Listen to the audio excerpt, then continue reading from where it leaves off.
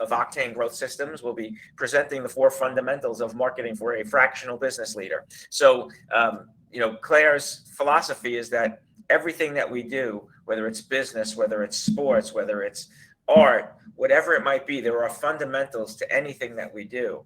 And particularly in business, and very specifically in marketing, there are 4 fundamentals that are key for all of us to make sure that we practice. And Claire is going to walk us through that today. So Claire, thank you for being here, and the floor is yours.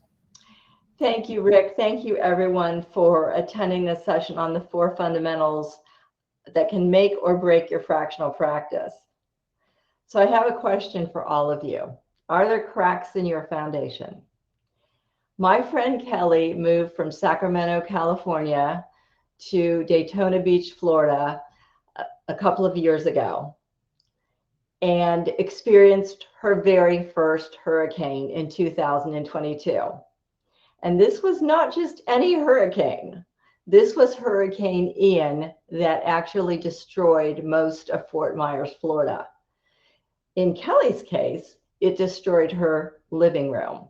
Her entire living room and part of her house was flooded. It was a catastrophe. It was a huge, expensive cleanup job. As they started to do the repairs, they learned that the foundation of her house was cracked. Not only had the foundation been cracked, but it was an old crack that the former owner had tried to self-repair and didn't do so much of a good job of it, and it certainly could not withstand the force of Hurricane Ian. So my question for you in this session today is, are there cracks in your foundation? And if there are, how can you use the 4 marketing fundamentals that we're going to talk about to shore up your foundation so that you can accelerate your growth as a fractional executive? So in today's discussion, I have a couple of points. The first is, what are the danger signs that there might be a crack in your foundation? And then what are the stages of company growth where you're likely to see a crack in your foundation? And then we're going to talk about the 4 fundamentals of marketing for a fractional leader. And those 4 fundamentals are having a unique brand identity, a laser-focused ideal client profile, an irresistible service offer, and knowing which are the best marketing channels for your unique business. Now, I know you've heard these terms before, and I'm sure that you've talked about them. You may even, if you're a marketing person or have been in a marketing department, have used these with your own clients. Well, we're going to do it a little bit different today. We're going to dive in a little deeper. We're going to be much more focused on the unique value that you can offer as a fractional executive. So let's talk about the danger signs. Has anyone in this room, or have you heard from your clients some of the following phrases? People don't get my real value. When I introduce myself, I sound like everybody else. My prospects object to my pricing. I can't get them to sign on the dotted line. I get ghosted. I don't like that. And I don't get results on the marketing time and money I'm spending.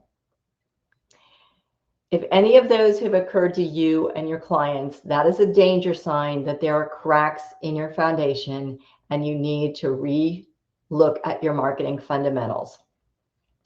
There's also times in the state of your business that you really need to look at those fundamentals.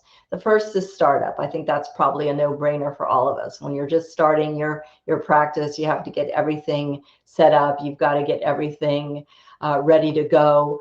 And creating a foundation is, you would think, the logical first step. But how many startups do you know dive into the market, try to find their customers, try to showcase their product or service without ever thinking about putting together a strategic foundation for their brand, for their customer profile, for their marketing before they dive in? It's the old, we're going to build the bicycle while we're riding it syndrome. And that is absolutely going to cost you time and money. The second time is when you're gaining momentum. Things are working well, you're getting customers, you're moving forward, you're hitting your sales goals, and you're really going up the ladder, up the mountain. What happens typically, and we see this a lot of times at Octane, is that your message starts to get fragmented. Different people are joining the company, the message is going out there, you're talking to a lot of different clients, maybe you have subcontractors working for you, people are saying different things to different people. So when you're gaining momentum, it's good to take a breath, take an offsite, and recheck your fundamentals. It's very obvious when you're stuck. You want to definitely check your fundamentals then. And another time that people often neglect checking their fundamentals is when they're starting to reach their peak. When you establish yourself, when you're known in the market, when people are more coming to you and you're really kind of firing on all cylinders. Check your foundations then, because at a certain point you are going to hit that wall. You're going to hit that wall, that ceiling, and you're not going to be able to go beyond that peak point. So that's another time to check your foundations. So again, listen for those danger signs and know these specific growth stages when you really want to check your foundations. And then let's dive into looking at what those foundations actually are. The first one is to create a unique brand identity. Now, I know, again, everyone's heard this term. Everyone can raise their hand if you haven't heard or have heard this term. But what does that really mean, and why does it matter? Well, it matters because you need to stand out from the crowd. Did you know that 5 years ago on LinkedIn, there were 2,000 people that had fractional CXO in their profile? Today, there is over 100,000. So whether you are a fractional CMO, a fractional CFO, COO, HR, whatever, you have a lot more competition than you had a year ago, 2 years ago. So standing out is critical. When you stand out, people will come to you. They will send out a LinkedIn request to you. They will check your website. They will respond and comment on what you're doing online. And thirdly, and I think most importantly, when you stand out from the crowd, particularly if you have a strong digital presence as well, people will begin to feel they know you. And that is the first step in our well-known and needed know, like, transfer of trust cycle. They've got to know you, they've got to trust you, and when you have a strong brand identity, the brand is doing half the job for you. And isn't it nice to have something do a lot of the work for you, because you have a lot of stuff on your plate. And if you can get somebody else, like your brand, to work harder for you, that's less for you to do. So now what I'm going to do is I'm going to talk about how we get there. And I'm going to do that for each of our sections. And what I'd like to do is to have you all, if you downloaded the handout, have the handout in front of you and start to think about these questions. I want to be known as, so that my clients see me as or get the service from me, and they are now able to achieve a specific result. I want to give you guys maybe a couple of minutes to think about that, and what I'd love to do is open it up to sharing. So let's take a couple of minutes and just kind of jot down some ideas about that. Does anyone, while we're doing that, does anyone have any questions about this section?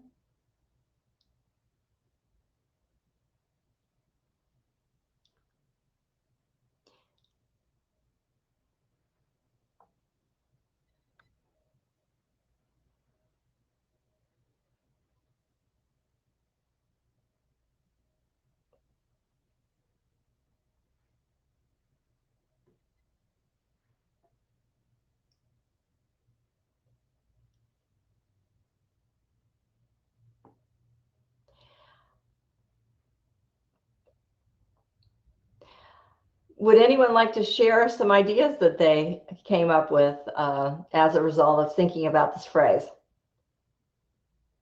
Anyone? I'll go, Claire. Okay, thanks, Rick. Okay.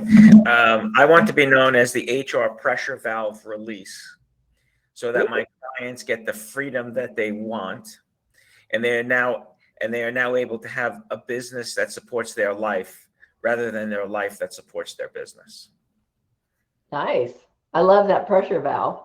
That's great. Anyone else?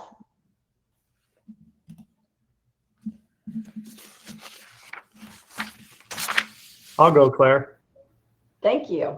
I want to be known as a great listener so that my clients get a laser-focused solution from me, and they are now able to more efficiently grow. Fantastic. And that's a great phrase, listener, because it's very easy for someone to zero in on and to connect to. And that's really what you want to be known as something that your clients, your prospects can connect to. Does anyone else want to share? Yeah, Claire, this is Laura. So I want to be known as a trusted advisor and expert in my field so my clients can get the support and results that they're looking for.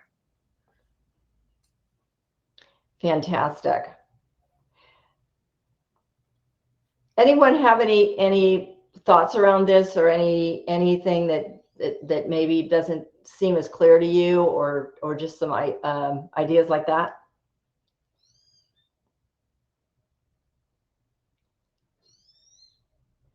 Okay, I think we have time for one more person to share. If there's someone else who'd like to share. This is Rusty. I want to be known as a strategic finance operator so that my clients get the business results that they want, and now they're able to focus on leading their companies and stop worrying about money. Great. You guys are stars. You're rock stars. That is great. And do each of you who've done that now feel that you have something that's a little tighter than what you have maybe been doing before? Definitely. I think just in me doing that exercise, it allowed me to be that person rather than coming at it from my position. Thank you, Rick. And here's my next step for you in terms of taking this phrase. Take this phrase and share it with 2 or 3 of your trusted strategic partners, or 2 or 3 of your friendliest customers or clients, and ask them what their thoughts are around it. Get some feedback on how it's resonating with them. Don't ask them if they like it. Ask them what it tells them about you, and play with it a little bit. And then the next step that we want to do with this is we want to then look at our content that's out there on the website, on your social posts, on your LinkedIn profile, and see how well that might measure up to what you are saying today. So it's a way to, again, recheck that fundamental. I've got a new phrase that I really feel zeroes my identity. Maybe check it against some of the other people in your space, other HR, fractional professionals, or other trusted advisors, or fractional CFOs or CMOs, and say, how unique is this? Am I saying something that is different from what they're saying? Because that really is the goal, to go as deep as you can to know your identity so well that when you say your phrase as part of your, say, your introduction or your elevator pitch, that it's clear who you are and who you want to work with. That is the next step then, to go into your laser focused ideal client profile. My clients, Catapult Software out of Sacramento, California, knew who their clients were, but they didn't know why their clients were buying. They knew sort of, but not specifically their product. But most importantly, they didn't know where their clients were going for advice and information.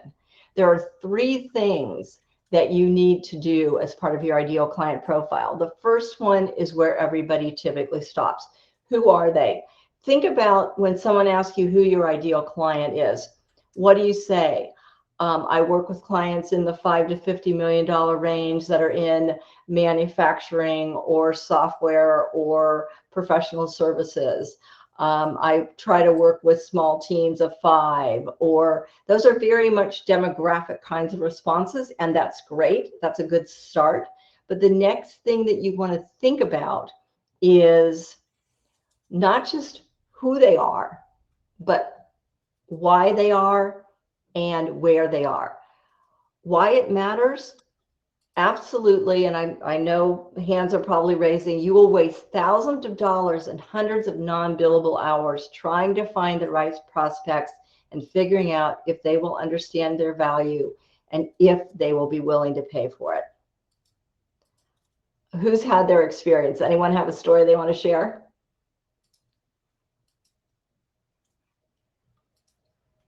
I'll add a story. We in the beginning, I started the business in 2010, and in the beginning, we were getting a lot of RFP types of potential clients, and we would spend a lot of time, doing the RFP, responding to it, and really, we found we had zero control over it, and it cost a lot of money to respond to those RFPs.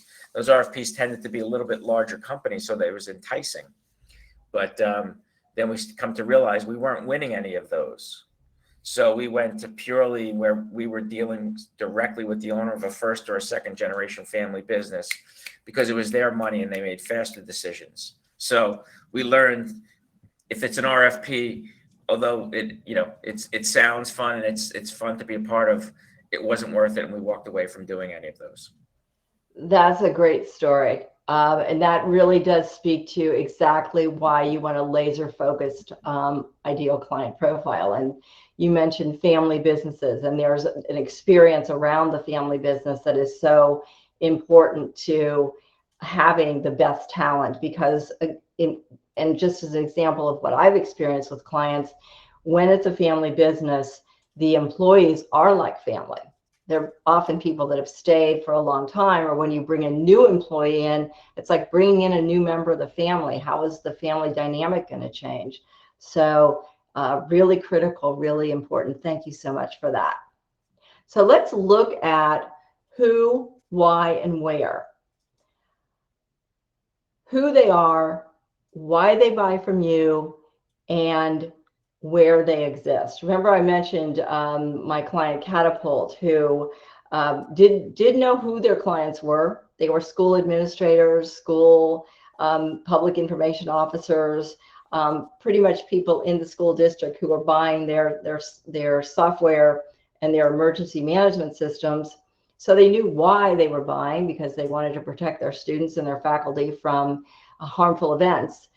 What they didn't know and what they were missing out on was where those clients were. They were doing the typical marketing that most companies do in the software space or in the startup space. They were doing a lot of digital marketing. They were doing a lot of advertising. They were going to basically out in social with all kinds of really good posts and fun posts, and they were getting engagement, but they weren't getting sales calls. They weren't getting booking sales meetings. And what we discovered when they brought Octane in, we did a marketing audit for them, and what we discovered was that while they were out in social media and they were spending a lot of their time there, their actual clients, their actual customers, were making their decisions at trade shows. So we shifted their budget from social media, digital advertising, and everything else to focusing on trade shows. And we're able to help the company grow from 2 million to 7 million in about 2.5 years. So who they are, that's the first baseline. Why they buy is another critical component. And then, of course, where they are. So what I'd like you to do is, does everyone have the handout that I asked you to download? I can't see faces on the screen, unfortunately, so I don't know if you're raising your hand or... I have it open. Yeah, I have it. I'll put Mike do this. I'll do that. There we go. Yep. Other people? Yep. Let me, what I'm going to do is I'm going to escape out of this and put the handout up so we can actually work from it together. So let's look at the ideal client profile exercise here. First, let's talk about common characteristics, size of company, all of that. And then secondly, what you want to do is you want to focus in on their needs, wants, and desires. At Octane, what we look at is needs is what problem do they want to solve? That's your typical pain point. And that's again where we start. We want to be able to solve a problem. We want to be able to solve their pain. But as a friend of mine said very, very appropriately, that's great if you're a dentist and you solve their pain, they go away. They don't necessarily stick with you. And I know that Rick is going to be doing a seminar next week on helping fractionals create stickiness. So just solving the pain, and I want you guys to think about this really carefully, just solving the pain is not the only thing that you want to do when you're thinking about what motivates people to want to do. We also want to know what they want to change. What desires do they have? What do they want next? So we look at it from the standpoint of the ideal client profile. We want to capture three things. We want to, of course, capture that who.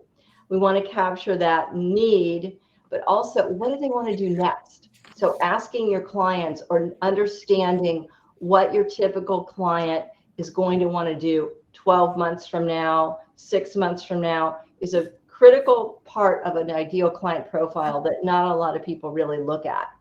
And then last, what is aspirational for them? What do they desire to do within their company? Do they desire to exit? If it's a family business, do they desire to have the employees or the children inherit the business and keep it as a legacy, as a family dynasty, for example? So those are really critical components to think about. What I'd love to do is open it up to the floor for some discussion. Who has some needs, wants, or desires that have just popped up for you, maybe in thinking about this part of the conversation?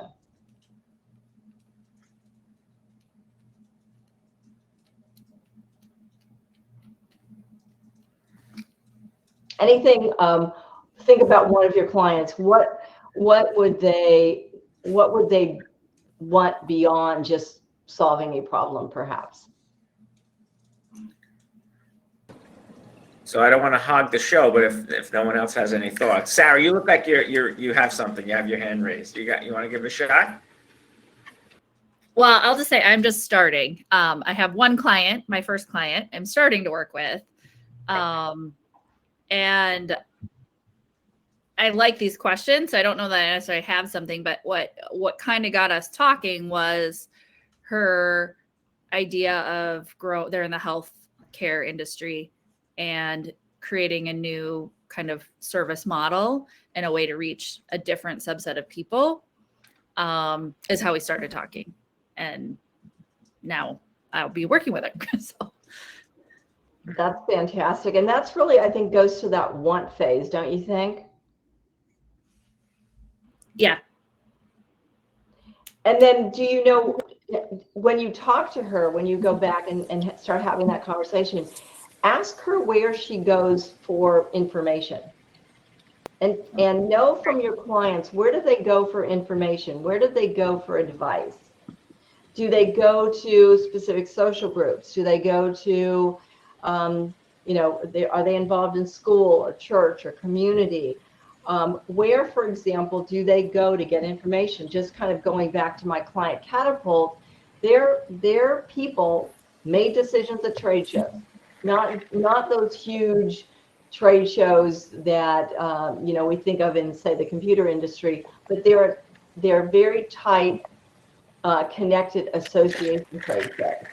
So showing up there, having information there, providing the right information there, really changed the way they were able to book their information. Oh, we have music. I'm going to dance to that. That was my cell phone. Sorry, my bad. No problem.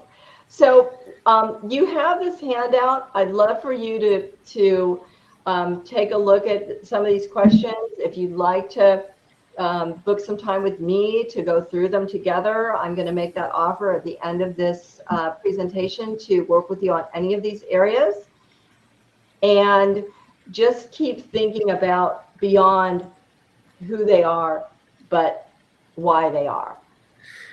Claire, I was going to do this at the end when you made that offer, but I'm going to reiterate it now and later. Claire has helped me tremendously, and I've been doing this for 14 years, and we've worked with over 2,000 businesses across the country. And Claire has taken what was a pretty good message and honed it and sharpened it. So I highly recommend, whether you're at the beginning stage, the middle stage, or the more developed stage in your practice. Thank you, Rick. I really appreciate that. And I gotta confess something, guys. For whatever reason, I cannot see you at all. I can only see my own screen. So that's why I'm not able to quickly respond to a raised hand or a look back that you might have a question. So please make this interactive. Claire, this is Eric. I just wanted to say it hit me when you were talking about it, the where. It really is. That's really something that it's very difficult to guess on something like that. There may be some demographics that you're able to guess and compile, but really that where, that's from client to client. That could be a wide range, or they could all go to the same place, but more than likely it's a fairly wide range. So to specifically ask that question as you're talking with clients is such a big deal. Thank you, Eric. It really is. And it's a question that we often skip over. So include that in your general conversations when you're talking to your prospect. Where do you want to go to find out about new vendors? Real simple question, very, very easy to answer, and you'll start to see patterns emerge in the type of clients that you want to work with. For example, I know an old, I won't say old, but longtime dear friend I saw on this call, Dean. I haven't talked to you in so long. Dean and I were both members of the Sacramento Valley Manufacturing Alliance. Well, there's an example of where manufacturers go to get information, to get resources, and to get help. So knowing those things means, for example, when that association's having an event, maybe you want to be a sponsor. Maybe you want to put a banner on the website if that's an option. So knowing where they go for information can completely change and really focus your marketing budget. I'll just add one thing. Okay, so someone else jump in. Go ahead. Yeah, it was Mitch. Claire, I know you can't see me, but man, I'm really handsome, just so you know that. I believe you. Okay, good. But it's interesting for me as I'm listening to this because, like Sarah, I'm new to this. I've spent my whole life on the other side in the corporate world. And your audience and what and how and what you need to do in order to gain some traction is extremely different. So one of my takeaways as I'm kind of listening to this is it's a lot harder to hone who you are and define who you are just in the beginning to differentiate yourself from someone else. I mean, I can go into my old world and I could sit in the room and it wasn't about me differentiating me, it was me differentiating different options and projects and programs. Yes.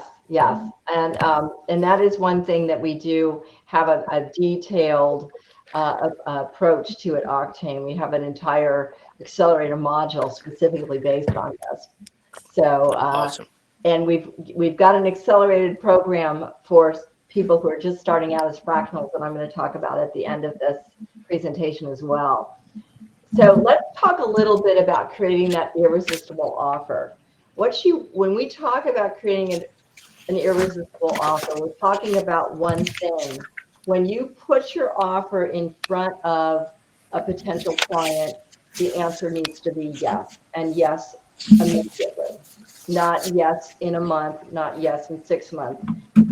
This is something we aim for, that we don't get right out of the gate, but that we want to have that irresistible offer that just makes them say, I want this. I had this experience not too long ago with one of my growth architects, one of the fractional CMOs that's part of my team. And we basically walk through the program that we have to offer. And he goes, I want this. He didn't hesitate. He just said, I want it. And he was on the team about 2 weeks later. That's what we aim for. And that's what we hope to help you get every time. So let's talk about how we get there and why it matters. First of all, it matters because clients are less sensitive to price. They're going to focus on what you do for them instead of the cost. When you have your irresistible offer out there and you've framed it online and you've made it interesting and you've made it something that people are eager to, they're going to come to you already willing and able to purchase your services. They're not asking, what can you do for me? They're asking, when can we get started? So your enrollment or your sign up is faster, and you don't get ghosted. People don't disappear on you. Even if, and I've had this experience several times lately, even if the time is not exactly right, they'll say, it's not right now, but I want you to stay in touch, and I want to be back in a month or 2 months or 3 months. One person that I'm talking to right now, she's got a book that she's working on. She wants to get her book out there before she can get involved in any additional programs. So it's a very short timeline. That's the kind of thing that I know will happen for you when you get this right. So let's look at one other thing that's very important. And I want to talk about this. Don't get lost in translation. What do I mean by that? What do I mean? Don't get lost in translation. This is probably, and again, wish I could see your faces, but I know you've all experienced this. This is one of the most common things that happens to a fractional executive when they go out and start talking to prospects and potential clients. And that is, you're an expert in your field. You know finance if you're a fractional CFO. You know talent if you're a fractional HR person. You know how to run business operations if you're a fractional COO. What you may not know is the language that you're using to describe what you do is not the language that your small business potentially client is speaking. And so what can happen is there's a translation gap that occurs when you're speaking language that you know intimately, that you know means something to you, but your client who's listening has a very different prospect or very different perspective on what that word means or what that's going to be. So as we are thinking about crafting our irresistible offer, crafting our special messaging, our key messages, think about the phrases that you're using. Are you using industry jargon? Are you using inside baseball terms? Are you assuming that your client will understand a value word that's just so common to you that it's not even something you think about? Rethink those things. Look at the terms you're using and rethink, how plain English is this? Hand it to your daughter or your mother and ask them if they understand it. If they don't, rethink it, because chances are your potential client may get lost in translation as well. So let's talk about what you need to do in order to have a irresistible message and offer. First of all, what is unique about what you offer that they can only get it from you? I'm going to really challenge you on that one, because as fractional executives in whatever field you're in, you're going to be thinking, well, everyone does CFO. Everyone does, what I do. What's unique about what I do? There is something unique about you. And hopefully part of that has come out in the first session that we talked about with brand identity. Because if you think it's not possible to be unique when you're in a whole group of people who have similar services and have similar products and do things in maybe a similar way, I'll tell you my story. When I first left the corporate world and started doing consulting, I ended up, it was kind of a fluke. I sort of fell into it, but I ended up doing real estate marketing and branding. And I wasn't just talking to the big brokerage firms and separating Coldwell Banker from Keller Williams. Yeah, we can do that. No, I was actually working with individual personal realtors, and ended up over several years until 2008. I guess you all know what happened then. Worked with 125 different real estate agents from Sacramento to San Francisco to San Diego, and was able to create unique positionings for them.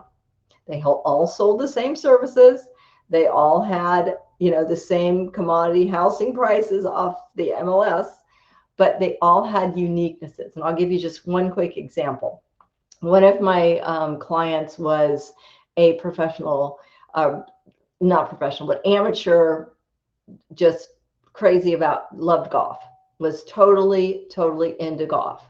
So what did we do for her and her team is we created them as the golfing real estate agents. Everything that we did around them, their brochures, their website, their messaging, used golfing terminology, talked about the connection between golf and real estate and how they were connected.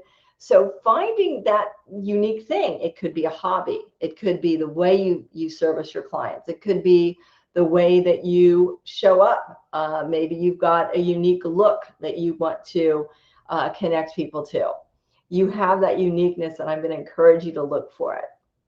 The second thing is customize the offer for their business. And this is particularly to those of you who came out of the corporate environment working with large companies and are now typically working with those smaller companies, those small to mid-sized companies.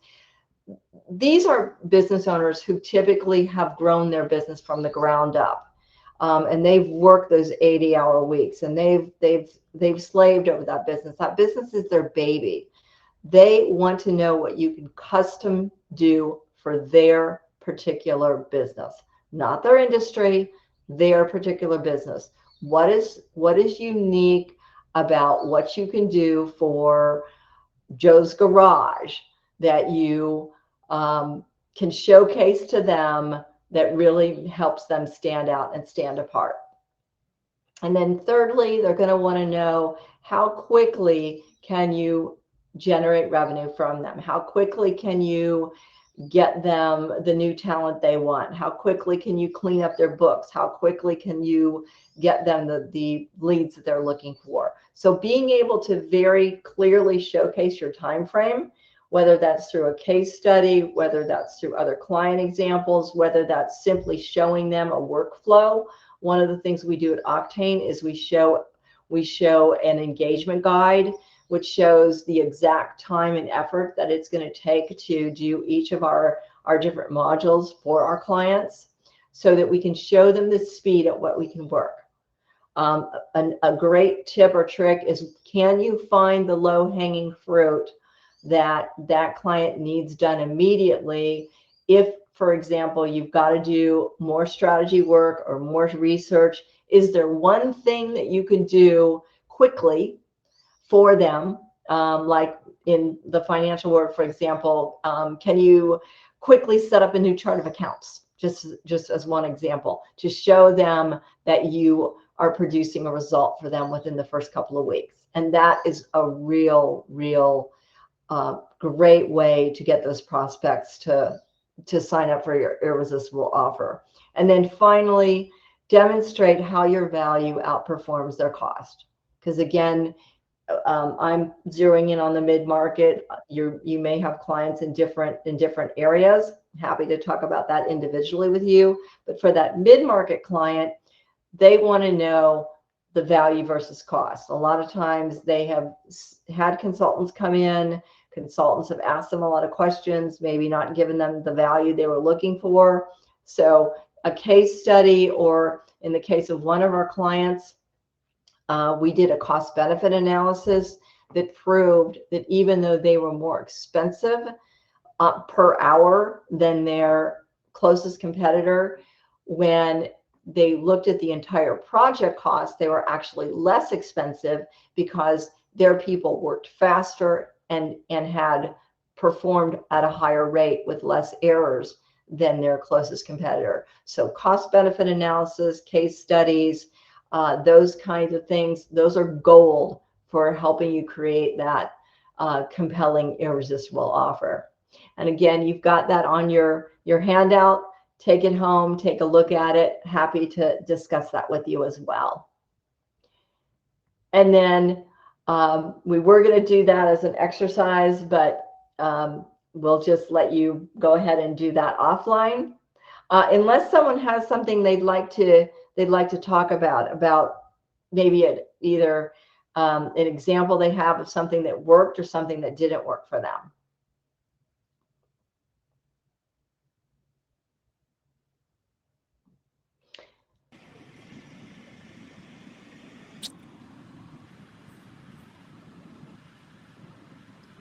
Okay, let's talk about the last thing, and that is choosing the best marketing channels.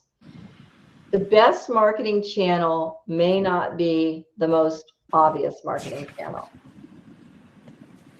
So what we want to do is we want to look at some of the key marketing channels that are important for the fractional community.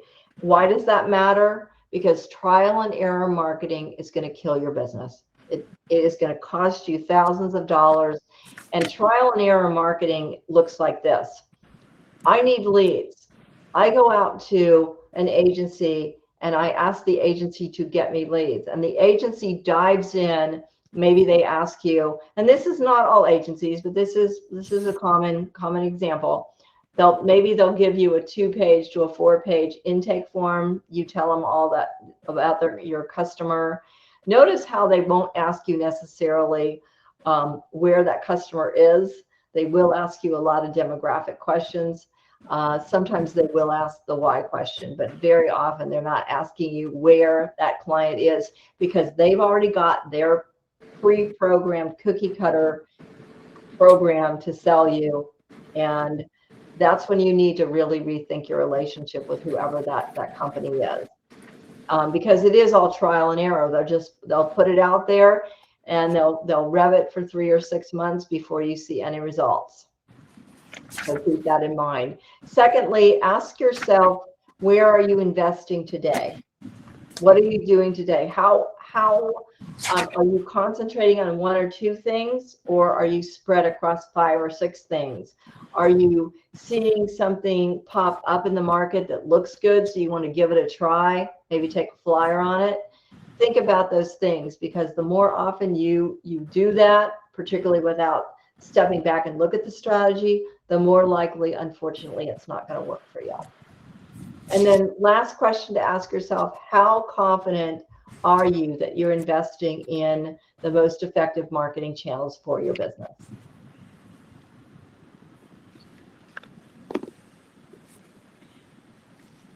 Anyone have any questions about this or anything they'd like to share at this stage?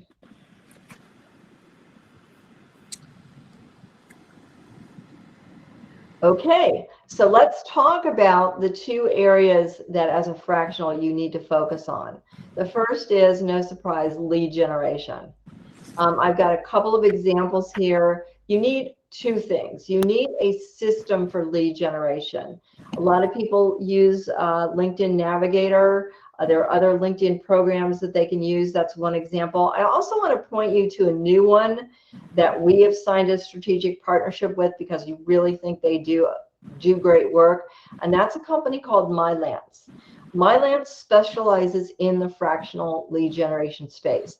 They built their own proprietary system. It looks and feels a lot like Navigator, but they spend a lot more time helping you develop your ideal client profile, putting that in the system, and working directly with you. I have information about that company and a link in the handout that I've given you, but give those guys a look because they are unique to the fractional space. The other thing is make sure that you do have a CRM. Here's a couple of examples. HubSpot is what we use. I know Pipedrive is also very popular and several of my clients have used it, but I also want to point you out to another different one, Mimoran. Mimoran was actually created by someone you all may know. If you're on LinkedIn, he's out there often. He's part of our fractional community, Ruben Schwartz. This is what he calls the anti-CRM that he's created, and it's specifically for the solo fractional consultant. It was designed from the ground up just for that specific market and that specific use. So take a look at that. It's also got some really cool things that the other CRM here don't have. For example, it'll help you do some of your initial sales profiling. It'll help you figure out your ICP as well. I mean, Ruben asked a lot of the same questions in his system that we've been talking about here. So that is another one to check out. The second thing, in addition to lead generation, that a fractional needs for marketing is thought leadership.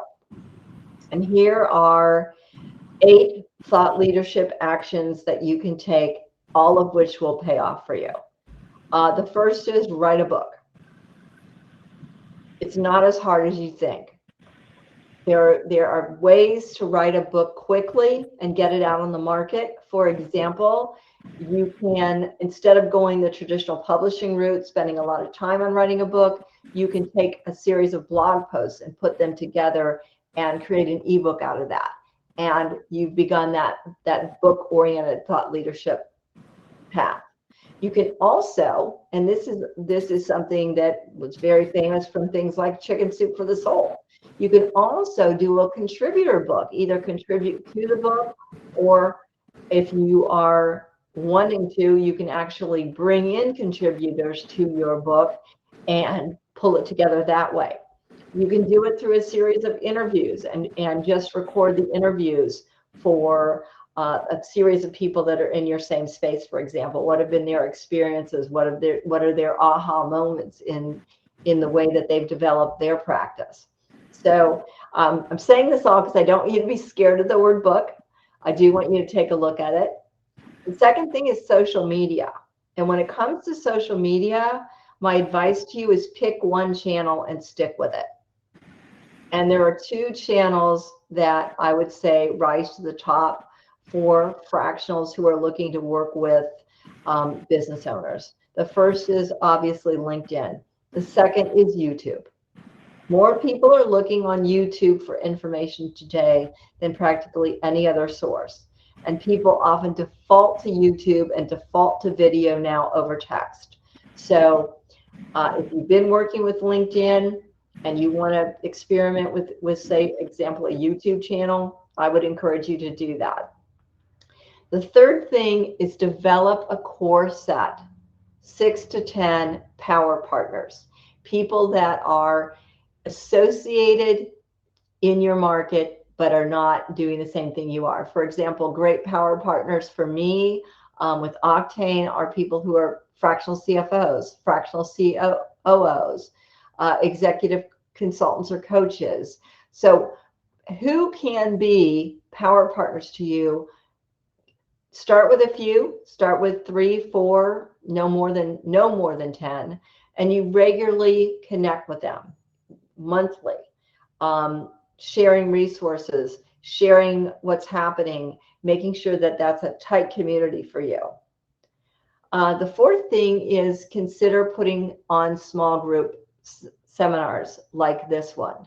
where a few can get together, can have a great conversation, can share ideas, and really sort of get to know. And that small group seminar can have a dual purpose if you bring in your power partners and create that, again, that community. And then the third step of that sort of power partner path is the community leadership. And here I would point out Rick and what he's done with Fractional Business Partners. He's created an amazing community. His brand is generosity and go-giver. And you can also create a small community for yourselves if you want to invest in that as one of your thought leadership strategies. There are great programs out there to help you create communities. For example, with Octane, we've created a community in Mighty Networks that we're using for our fractional CMOs that all work with Octane.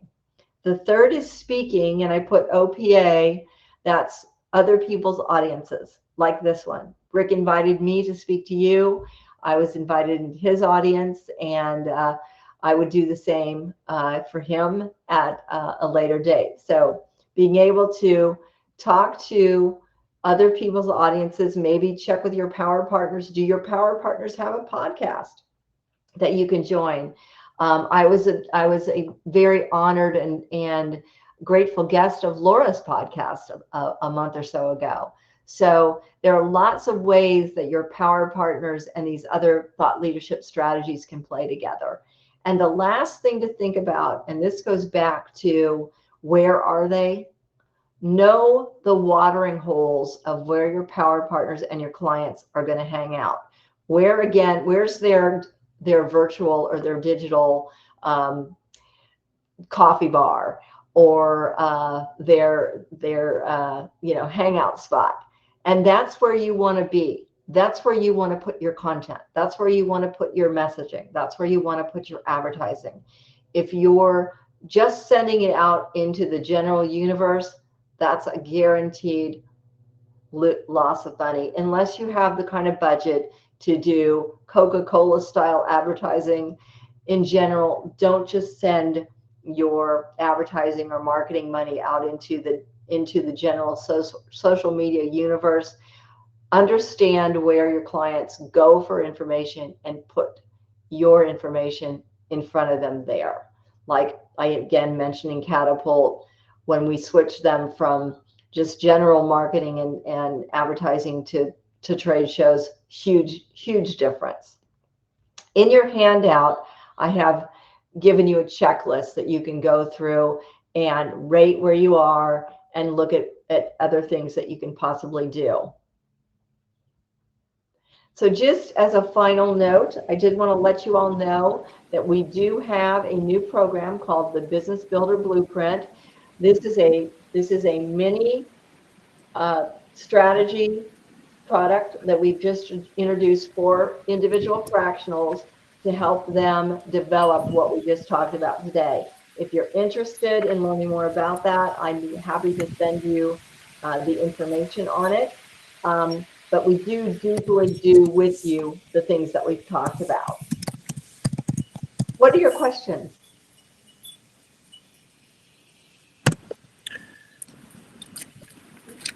I don't know if I have so many questions as to there's just so much great information that you've kind of given me to think about. So I know that I haven't said a lot, but I've really been paying attention to. There's just so much more about starting a fractional business that I guess, to be honest, I didn't think about. You know, it is really truly about how do you find your audience and how do you cull through the noise. Absolutely. That's my takeaway from this. So that really gives me a lot of food for thought. And, you know, I'd love to have, you know, you just mentioned, you know, a product to kind of get you started. I'd love to be able to have a chat. Absolutely. You can either DM me on LinkedIn or my contact information is right here. Please send me an email or text me and we'll set something up. Yeah, and I'll say, you know, just from working with Clare on various things, the things that were listed here are fundamentals, right? So, I mean, just you can't, to the crack analogy, back to the first slide. I know we all are doing a lot of things all the time, but these fundamentals and how we present ourselves to the world, they could get us everything if they're right, and they could cost us everything if they're wrong. So I highly encourage everyone to think about their fundamentals and think about a great person to have help them, like Claire, to hone in on those. Yeah, and take a look at the handout, and if, again, please reach out. Anybody else? I'd love to, I know we're getting close to the hour here, we probably have to jump off, but does anyone else have one or two aha moments that came out of this that you can share? So this is Dean Marcus. Claire, thanks for inviting me to this. It's really been very, very useful, very helpful. A lot of things to think about, and I'm also kind of new to this, to the sort of solo fractional CFO world. The thing that I sort of had the most trepidation with of what you said was finding an irresistible offer. So, and I say that because as a fractional CFO, there are a dozen things you could do for a client that can range from, 2 hours a week to 20 hours a week. So it's impossible to know what those things are unless you have a conversation with the client and know more about their business and what their needs are. But it did occur to me that one of the things, and this came also from elsewhere, that you can offer is, no one likes to give away anything for free, but the way to get in there is to say, I'll do this thing for you, whatever it is that you need. But you have to still have a conversation with someone to say, what are their drivers? But I'll do something for you that might take me 2 hours, 3 hours. I'll do it for free. I'll come see you, and I'll do it for nothing, so you could see what my work is like. Now, that for a lot of people, that's not a good idea. I don't know if it's a good idea because you spend a lot of time, giving away your services 2 or 3 hours at a time. But in a world where you don't know what they need, I'm not sure what another opener would be. So I'd love to hear what you have to say. Think about that. Absolutely. And I think part of it is finding that small little lead, what we in marketing call lead magnet, that you can present to them that can get them interested in what you're doing before you maybe encourage them to take on the full responsibility of what you're doing. I use the example of, and I know, Dean, this may or may not relate to you, looking at their chart of accounts and saying, can you clean up their chart of accounts? That's true, but that may not be their problem. They could have one of 10 other problems that right. are small. But so the point is, without having a conversation, I'm not sure what the offer is that's irresistible. That because for each one, it's got to be something that they need that will fix some problem that they have. So I would suggest that what you might do is you might come up with a menu of services. What are the top 5 things that typically your clients are going to likely ask for based on your experience and expertise that you have? And then just sort of kind of go along in the conversation. Well, how are you doing with XYZ? And gauge it from that. And then what you feel is their sweet spot or their biggest area of concern. You can say, hey, you know what, I can take care of that for you. It's going to be my hourly rate of X. And normally I would charge Y if you want to do it that way. I don't encourage giving a lot of time away for free. Right. Nor do I want to do that. Never, ever had that really work out. Okay. Yeah. A 3.5-hour consultation is great, but beyond, and I know, Rick, we're over time. Do we need to hop off? Yeah, we need to. The system is set up for an hour, so we're okay. just about. Thank you, everyone. You have my contact information on your handout. Thank you. Would love to talk to anybody who's interested. Thanks again for your time. Great job, everybody. Bye-bye. Thanks, Rick. Bye-bye.